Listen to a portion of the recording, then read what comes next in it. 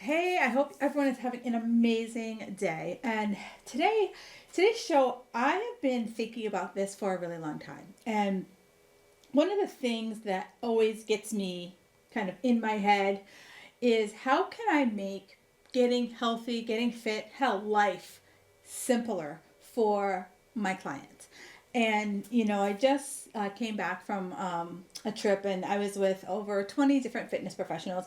And we all had like the same challenges of like, how do we work with our clients to really distill down all the information that we pick up from social media, from friends, from, blogs, from, we are bombarded all over the place with health and fitness information. And you're like, which way do I turn? What's right for me?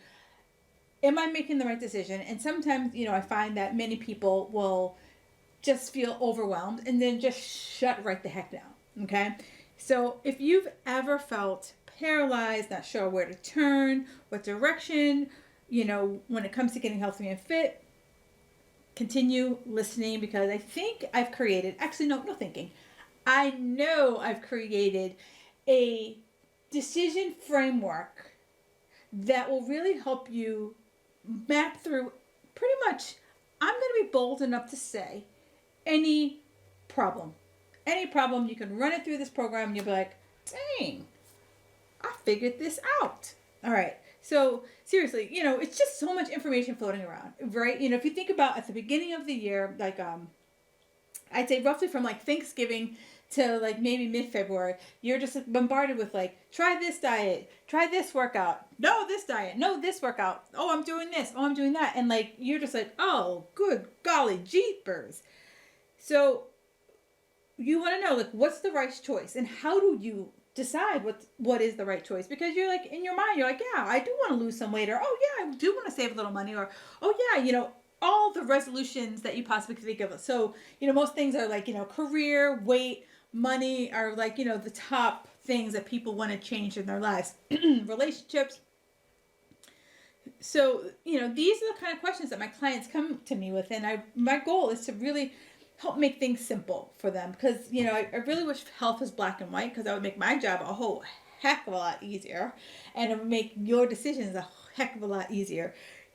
So I came up with this system, right? I call it reps. I call it the reps project, and it is you helping you get in your reps. All right. And so what the reps stand for, it stands for realistic, excited, preemptive planning, sustainable.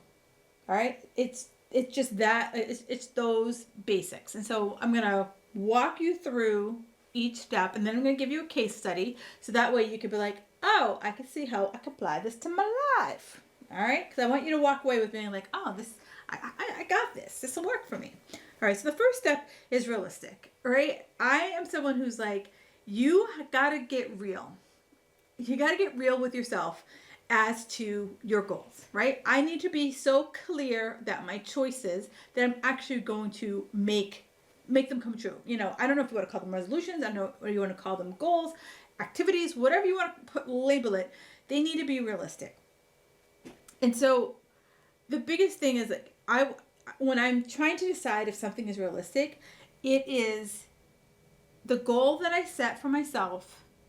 Will it change my life, or will I hope that it changes my life, right? Because when I go into it deciding that it's realistic, I know it will change my life. I know that if I do this, there is going to be a marked change in my life. Okay, so that I know that this choice, like I'm bought in, like I'm all in, like this is the choice that I want to make. Okay, but but with consistent work, can I achieve it?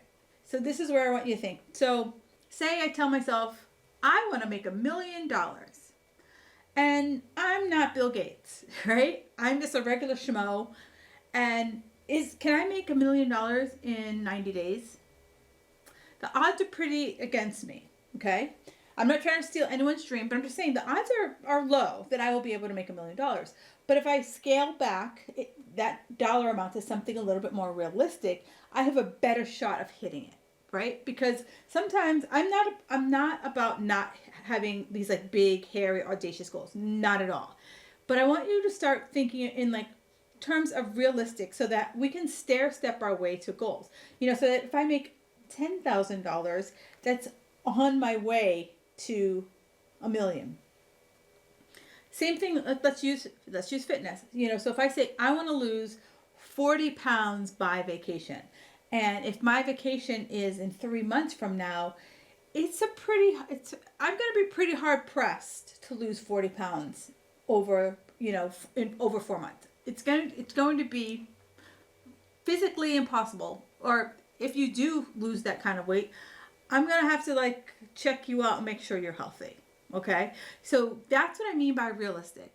And I always for me, I like to set my goals in 90-day clips because I feel that, and it'll show up later in the formula, but it really helps me to start to see progress, because knowing that it's 90 days away versus 900 days away. Okay. The other piece I look at is that my ability, right? In this 90-day window, what are my abilities?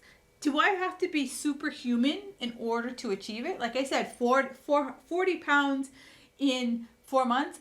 I got to be pretty superhuman in order to achieve that, right? I mean, I'm awesome, but I'm not superhuman.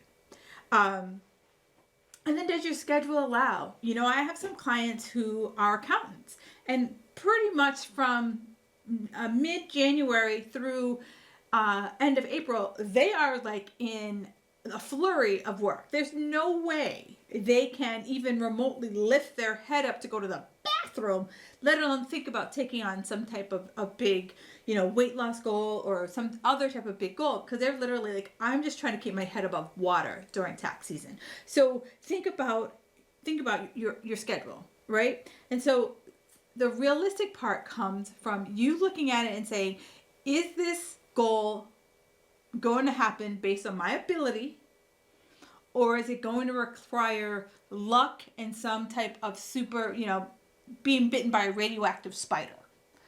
That's how I can determine if something is realistic for me. Okay. And I know for a lot of people that, we want to wish for the best. I'm all about like aiming for the fences. I'm a Red Sox fan, right?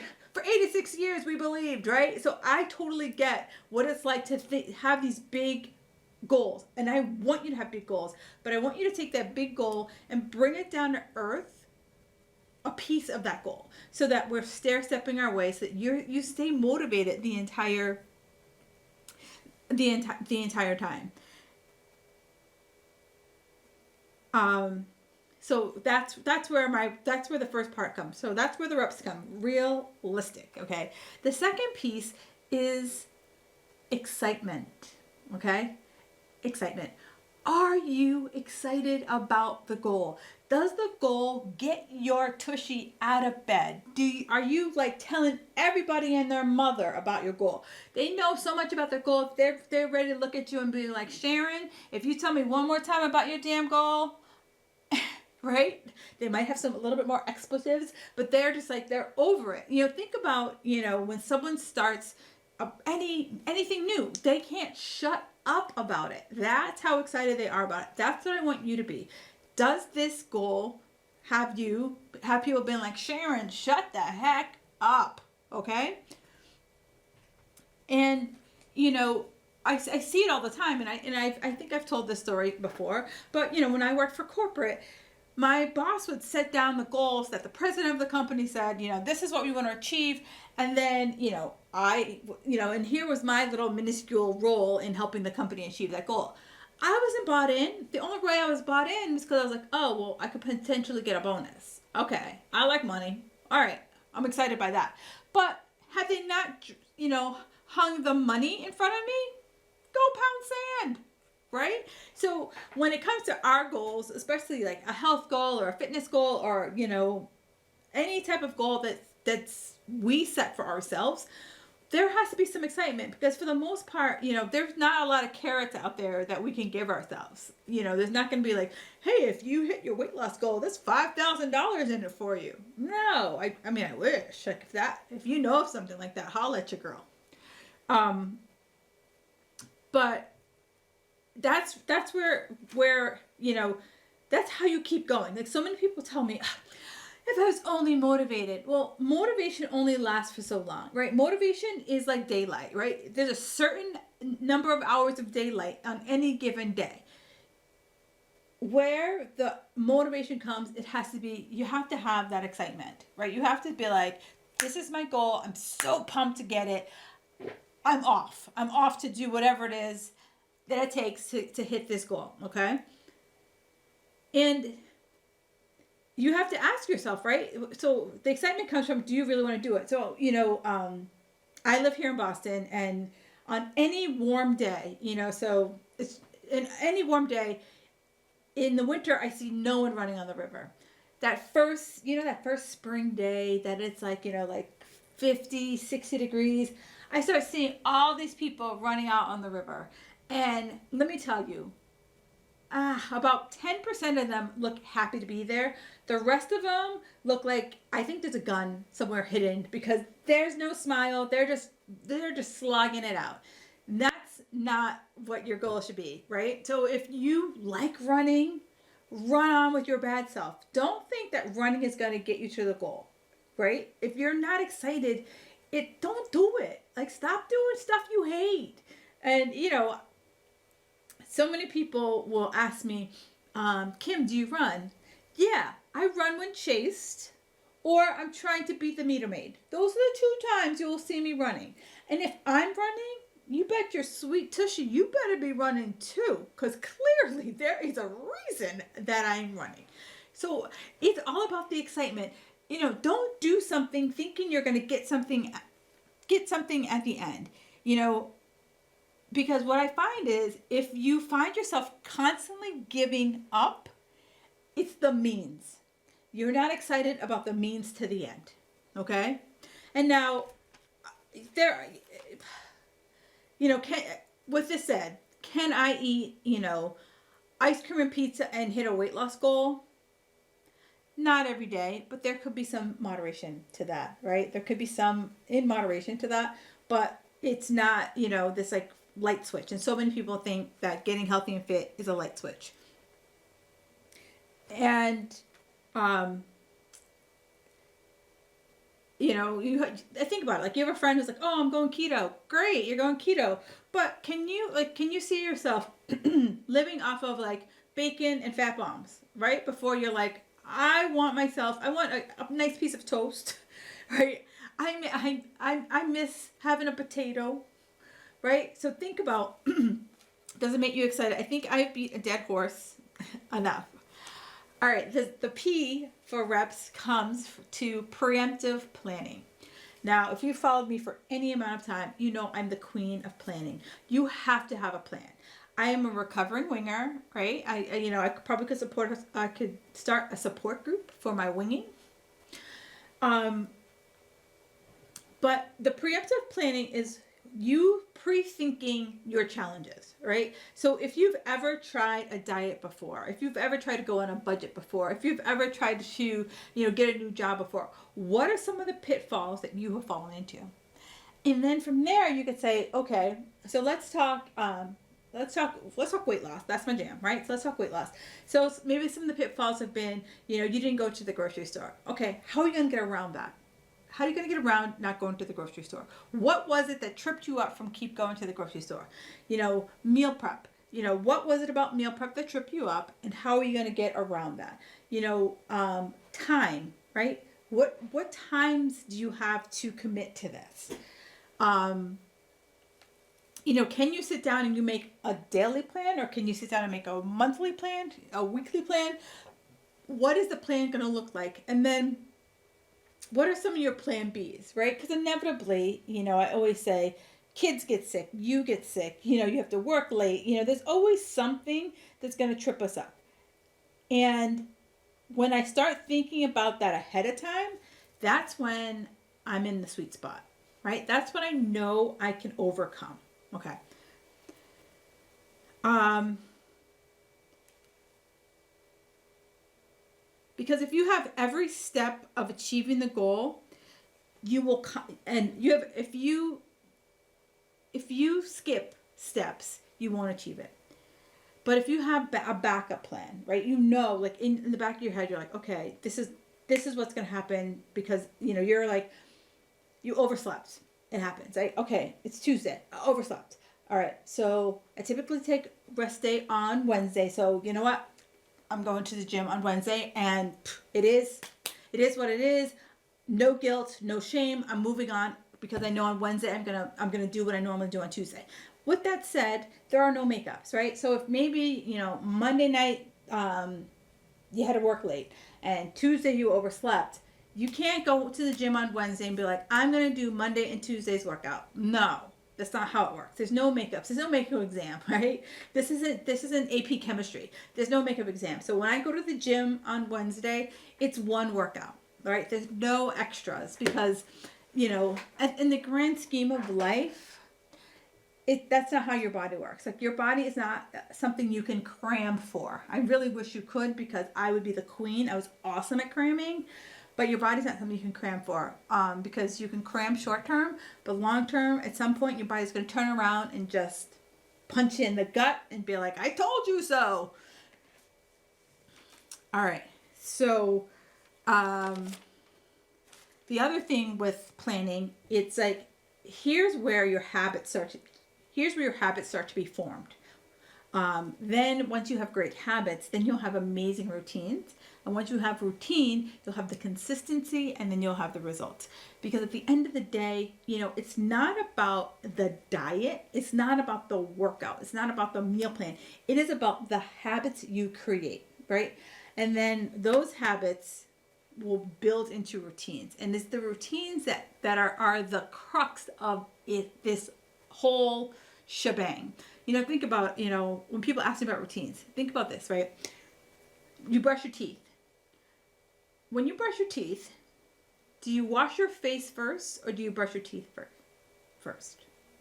Everyone has their own little different way. When I'm getting ready for bed, do you put on your pajamas first? Or do you wash your face and brush your teeth first? Or do you wash your teeth, brush your face, then put your pajamas on? We all have a specific order. That's a routine. So I'm trying to get, get healthy, get a new job, make more money, whatever it is, we need to start getting into the groove of creating these routines.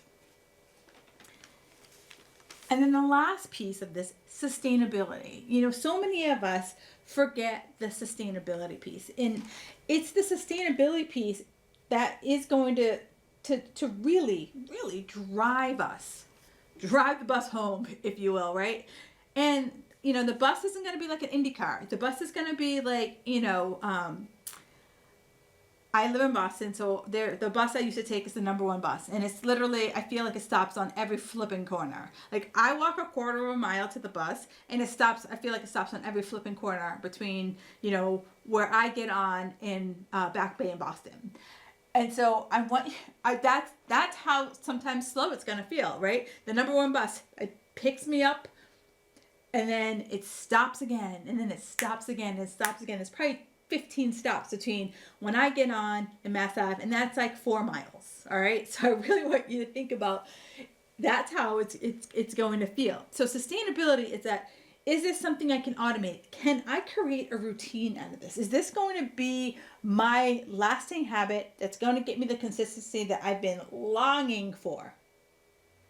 And I'm looking for that routine, and is it this an overall approach to what I'm going for, or is this a quick fix, right? Am I going for that like hit it and quit it kind of diet, right? My husband, he goes away on boys trips, and one of the guys is like, oh, I'm just gonna do this for 30 days, and then I'm just gonna start like eating like a sustainable person. And I'm like, you think re-entry is just going to be like that? You've deprived yourself for 30 days, and you think re-entry is just going to be like bada boom, bada bing, right? Now, what I've seen from other people is that when they go on these drastic diets and they try to re-enter mainstream eating, it's a hot steaming pile. I'm gonna let you close your eyes and envision that for a second. All right. So I want you to think about, is what we're trying to do, going back to realistic, is it realistic? Right? Because at the end of the day, it has to be sustainable. It has to be something that you say to yourself, you know what, I can see myself doing this for the next 30 days, the next 3 years, the next 30 years, right? Whatever it is, can you see yourself, at max, can you see yourself doing it for the next 5 years? Because I'll tell you, between now and 5 years, we're going to find some other stuff out about health and fitness, right? That's the blessing and the curse of this business. And then, what do I value as a person making these decisions? Do I value constantly or do I value consistently? And I'm trying to get my clients, I'm trying to get you to value consistency, because consistency doesn't mean constantly. So some weeks I work out three times a week. Some weeks I work out 5 times a week. It just depends on the week. And, I've always talked about this. I have my non-negotiables. I have my bare minimum. My bare minimum for workouts is 3 days a week. That's sustainable for me because I know in some weeks I travel. Some weeks I'm going to be sick. Some weeks I'm just going to be, work is just going to be a little cuckoo for Cocoa Puffs, right? Some weeks I have a training and I won't be able to get in my workouts, but I know I can get in 3 workouts a week. And then on the weeks that I can, I bump it up to 5, and I'm good with that. So that's the sustainability piece in my world. All right. So the reps, right? So realistic, excited, preemptive planning, sustainable. That's how it is. That is the framework that I put most decisions through. Okay. So here's a quick case study. So if you are, let's say, lose 40 pounds in the next 4 months. Okay. That's what I want to do. I want to lose 40 pounds in the next 4 months. So the first thing, is it realistic? Well, ideally, most people will lose anywhere from a half a pound to a pound a week. Or 2 pounds. Half a pound to 2 pounds a week. So if you're someone who doesn't have a lot of weight to lose, you're going to fall mostly at that half pound. And that's on average. That doesn't mean every single week you are going to lose weight. Weight loss is not linear. I really wish it was. It would make my job a whole heck of a lot easier. But there are going to be weeks that you're going to not lose a pound. There are going to be weeks that you might be up a half a pound. So what I always tell people is that I would say if you were to lose maybe 1 to 2 pounds a month, be ecstatic, because it's something's better than nothing. Okay. So with that in mind, if I'm trying to lose 40 pounds in 4 months, the best I can hope for is minimum 5 pounds. All right. So that goal is unrealistic. So now I can be like, okay, well, that's unrealistic. So let me, they don't know. They don't know me. Let me try the next piece. Excited. Okay. So in order to really lose as much possible weight as you can in 4 months, does that excite you? Does it excite you? The drastic calorie cuts, the ramped up exercise, does that light you up like a candle? If it does, let's keep going. Okay. The next piece, preemptive planning. So are you at a period in your life that you can devote hook, line, sinker to this, right? I'm assuming that you don't have a job, you don't have kids, nothing is going to get in the way. There's not going to be any birthday parties. There's not going to be any date nights. There's not going to be any events that is going to keep you from your mission. You are going to be the woman with a jug of water and a bag of carrots. Don't stop me. I'm on my way. Okay? The next piece, sustainable. So 4 months come. What happens in month 5? What's the plan? What is the plan, Susan? What is the plan? Now, do you see how when I broke this down, what point of this program, at what point of, was it the realistic? Was it the excitement? Was it the preemptive planning? Was it the sustainability that got you being like, oh, wow, interesting. Those are some good points. Intriguing. What point did you start thinking like, oh, I'm not sure, right? That's the beauty of this. It's simple. It's easy for you to go through it and break it down so that you can really start to like get in touch and in tune with what the heck you want to do, right? I mean, I could take it to a completely other level because we could start talking about our choices. We could talk about, having the courage to do something different. We could talk about making the commitment. We could talk about the confidence, all of that. We could do all of that. But right now, I really want you to think about, what are some of the goals you have for yourself? And what does it look like it running through this framework? Okay? Are your goals realistic? Are you excited about them? Do you have some type of preemptive plan? Do you have a plan B? Because life is busy and stuff is gonna happen. I promise you, stuff is going to happen. And then, is it sustainable in your life? One of the poems that I use over and over and over again, Arthur Ashe, he says, start where you are, do what you can with what you have. And that literally, like, that was kind of the impetus, yeah, that's the word, impetus for this reps project. So if you guys have any questions or comments, hit me up. I want to hear them. I want to see if this makes any sense. Is this resonating with you? Do me a favor, follow me on Instagram. You can find me at Kim Jefferson Coach. I am in my DM, so you can slide on into there and just let me know what